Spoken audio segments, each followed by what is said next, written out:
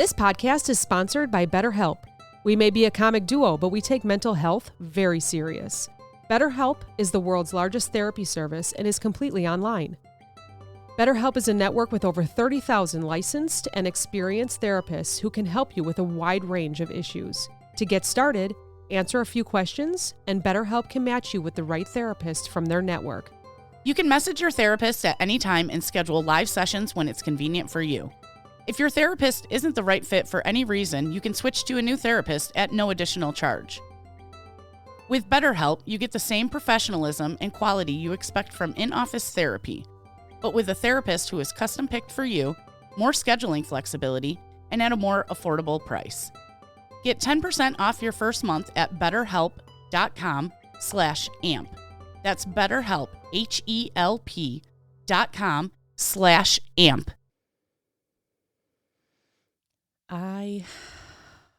I love this topic. A little bit ago, a friend sent me a video, and it was all about working with a Queen Bee Narcissist. Yes, you heard that right. Queen Bee Narcissist. And I thought, whew, I've worked with a couple of them. And I want to talk about it because I cannot be the only one, but I also just want you to relate. So here we go. Ready? Have you ever worked for someone who treats the workplace like their personal kingdom? Maybe they hoard power, they tear others down, or maybe they thrive on control. You can just tell that they want all the control. Well, congratulations, you may have met a Queen Bee Narcissist. Let's talk about it.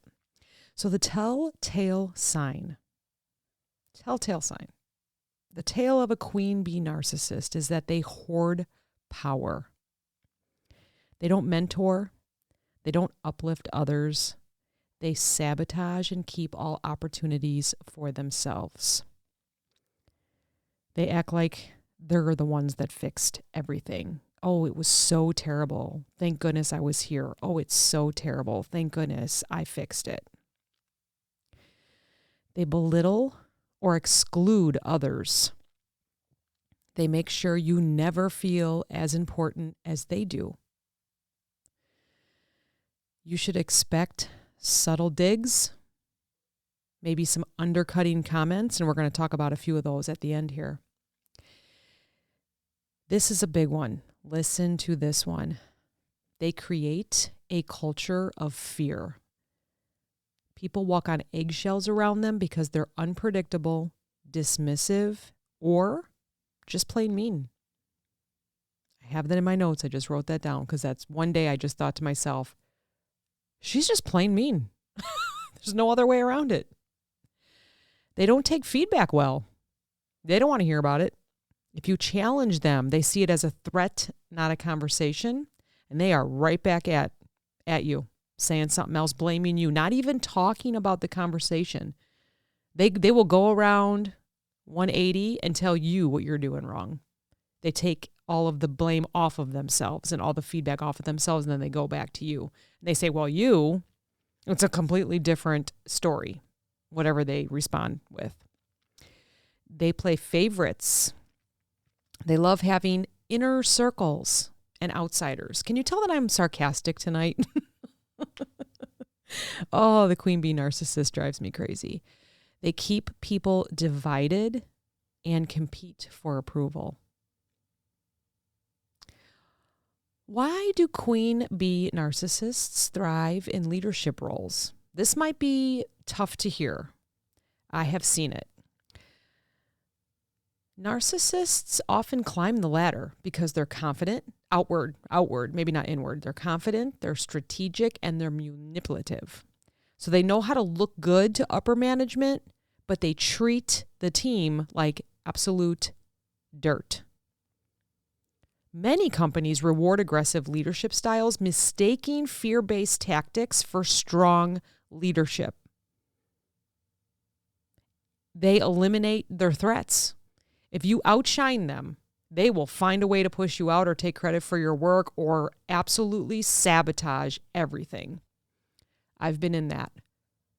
I had someone sabotage every single project until I finally documented it all. So let's talk about that too. So what to do when you're stuck working with one? Temporarily stuck working with one, we're going to say, because it's not forever. Nothing's forever. And look at what number 1 is, document everything. That's going to be in my course coming up too. We talk about documenting. It's very important.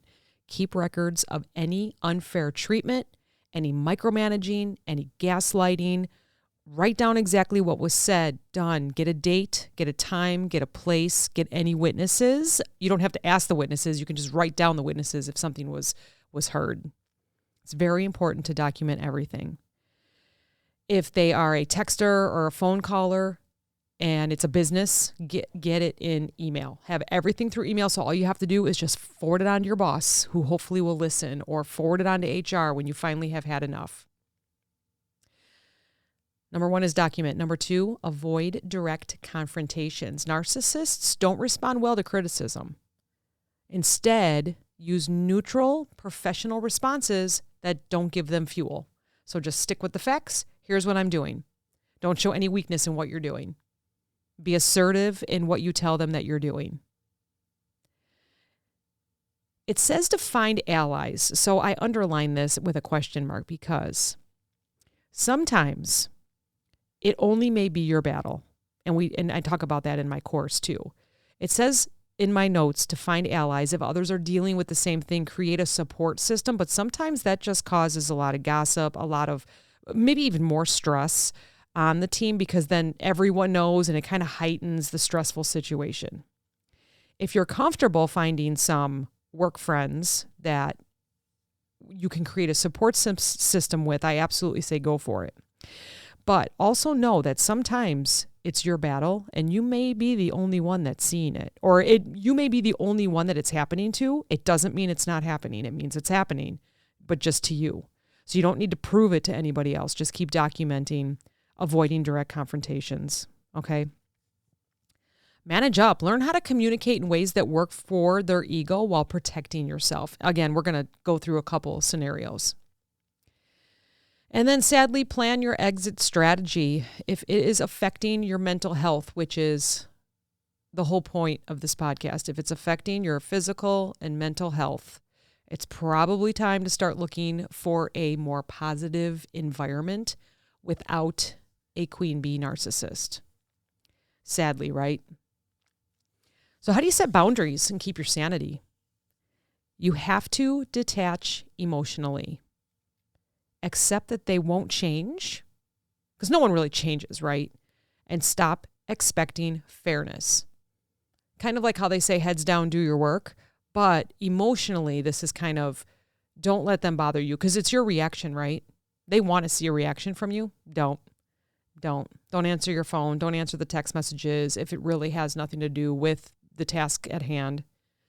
If they're just emailing you over and over again for different things, you can maybe once ask them, copy a boss, copy someone on it, always have a witness, and just say, hey, could you just put this all in one email and I'll respond as soon as I can?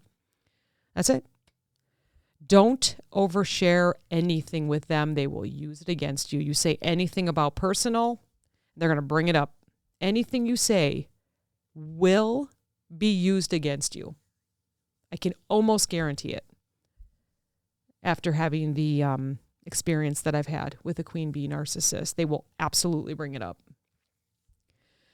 I mean, maybe they won't. Maybe there's a 1% that won't. But in my situation, any oversharing or any personal or anything that I had ever shared, even the smallest thing, was always brought up later. So don't do that. Limit interactions with them. Keep communication short, clear, and professional. That's it. And, along with that, when they send you messages through an email, text, or when they call you, keep your emotions out of it. Keep your emotions out of it. Just listen to what they're asking you to do. If it's a manager, if they're saying, I need you to, write this, whatever, or I need you to handle this customer, that's your facts. Not anything else that can be around it. Not anything else. Protect your energy. Find ways to decompress outside of work. Therapy, life coach, maybe some exercising, even if it's just a walk around the block, walk around your house. Vent to some good friends that you trust or some family that you trust. Whatever keeps you sane. I have a couple friends. Actually, I've had them for a long time. that I just maybe send a screenshot of something that happened and they go, oh boy. Sometimes it's too much. It's been a little, a few times it's been a little too much. And then you have to kind of step back and say, okay, I'm not going to keep bringing negativity. But, when you're going through it, you're going through it. And then, of course, affirmations for survival. Like, I am more than my job, right? You go home to your family. Go spend time with your family. Don't let this bother you when you're with your family. I don't need this person's approval. You don't. It is just a job and it is just a person. You don't need their approval. I control my own happiness. Such a great affirmation. You really do. Don't get frustrated. Try not to. I mean, I'm guilty of it. I definitely get frustrated. Man, there's been some tears, but don't let them steal your happiness. Don't let them take your happiness. So you can't change a narcissist, but you can change how much power they have over your mind. Please remember that. Dealing with a Queen Bee Narcissist is exhausting. Been through it, especially when they throw out those passive-aggressive, manipulative, guilt-tripping comments like, well, you should be, or, yep, you should have done it that way. So listen, here's some neutral, professional, boundary-setting responses. Just a couple examples. You can think of your own to keep you sane while you're shutting down their nonsense. So let's just say they try to guilt-trip you. I have a perfect example, actually. Years ago, I was going to meet with someone, and this Queen Bee Narcissist was also going to meet us. I don't know how she got herself into the mix, but it's totally fine. And I was writing to this person, letting them know that I was stuck in a traffic jam from a truck from a car crash on the highway. And so I wrote to the person and said, I am so sorry. Here's my here's my ETA. I'm going to be at least 15 to 20 minutes late. Hopefully, if the traffic gets going. She said, absolutely no problem. I have other things to do. I'm going to walk around. Okay. So the Queen Bee Narcissist met me there earlier. She met on time because she didn't have to hit the highway because she lived close to the place. And when I walked in, I looked at the person that I was meeting and I said, I am so sorry I'm late. Thank you for waiting for me. And the Queen Bee Narcissist said, yeah, you should be sorry. So right away, it threw everything off. Luckily, the person that I was meeting looked over and said, oh, no, I knew she was going to be late. It's totally fine. Now I was able to loop the store, and now we can talk about what we're talking about. So that was helpful. So here is a scenario about guilt tripping. Let's just say you're talking about your job or your task, and, they're showing you that maybe you made a mistake or something, and they say, you should be grateful that I gave you this opportunity. Like they hired you, right? They probably didn't hire you, I'm guessing. But if they did, you should be grateful I gave you this opportunity. You could say, I appreciate the opportunity and always strive to do my best, because you're acknowledging without feeding into their ego too much. Like you're appreciating the opportunity that you have because you make the job, you make the role, right? You're the one that is doing all the work in the opportunity. So you appreciate the opportunity because who knows if they hired you or not, or, they're your manager, but you're reminding them that you always strive to do your best. So you're not saying anything really to them. You're not saying, I thank you for the opportunity. No, I appreciate the opportunity because I am doing very well in my role and I strive to do my best. So you can use that as an example. Or how about, well, you should be willing to stay late if you really care about your job. Oy, oy, oy. I heard that so many times. You could say, I value my work, but I also have commitments outside of the office. I'll make sure everything is completed within my scheduled time. So it keeps the boundaries, right? It keeps your boundaries. I'm done at 4 p.m. Do not call me. Do not text me. Do not email me after 4 p.m. I will not answer until tomorrow morning at whatever time you start. That's when they try to guilt trip you. How about if they dismiss your hard work? Like, you've been sweating and you've been working and you're working hard, and they say something like, well, you should be working harder if you want to get ahead or if you want to get something complete. You can say something like, I always give my best effort and focus on producing quality work. It doesn't engage with their unrealistic expectations. It doesn't engage really in anything except for that you give your best effort and focus on producing quality work. You're doing your best, basically, right? Say it however you want because you're not feeding into their unrealistic expectations. How about, well, you should be thanking me for what I do for this team. right? They're over-explaining, oversharing how great they are. They're over the top. You could say, I appreciate teamwork and always acknowledge contributions. It turns it into like a general balanced statement instead of inflating their ego. Practice a few of them. I appreciate teamwork and always acknowledging contributions. How about they push you to do extra work? Well, you should be able to handle this. It's not that much. Oh, that's no fun. How about you can say back, I'll need to review my current workload to ensure I can give this the proper attention. That creates a professional boundary without refusing outright. Or maybe they say something like, well, you should be more like, and they name one of their favorite employees, one of their people in their loops, in their little circles. Well, you should be more like them. You could say, I bring my own strengths to the team, and I'm always open to improving. That acknowledges growth while not buying into their comparison game. It's pretty cool, right? How about when they dismiss your concerns? You have concerns you share with them and they say something like, well, you should be fine. Everyone else is. No, we all are individuals. So you can say, I'm speaking from my own experience and I'd like to find a solution that works. It keeps the focus on facts and not their dismissiveness.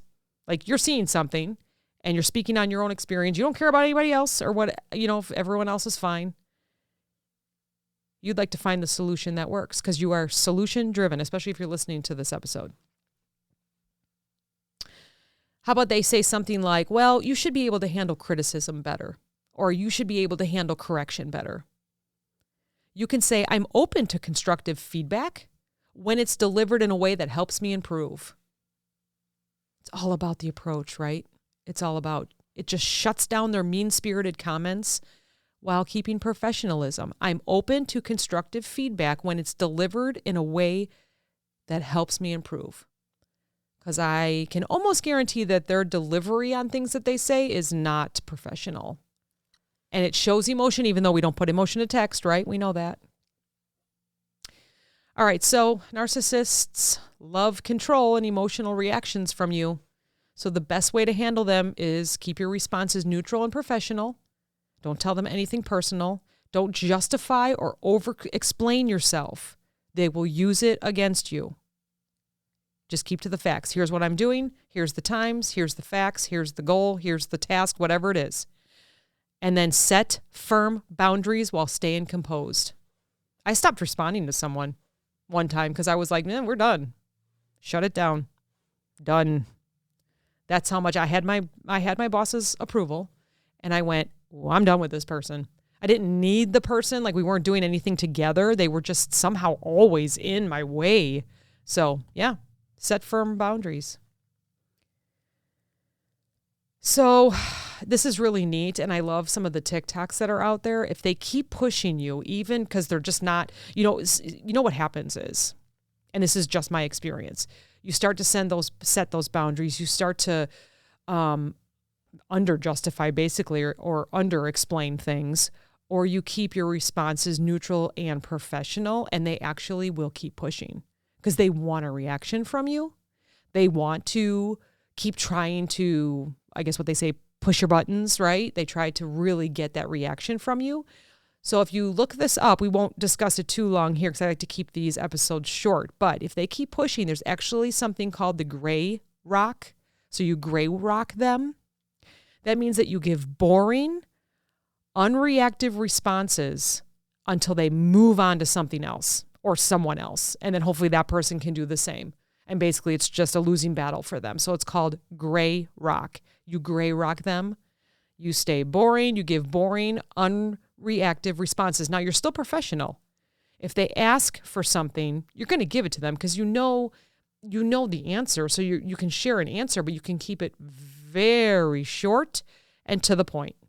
Yes, it will bother them. And they will keep trying and just keep consistent with keeping your mental health in check by doing these kind of things. Because you are number one, You're the most important, and everyone around you needs you healthy. So don't let anybody get in your way. All right. Talk to you next time. Thanks for listening.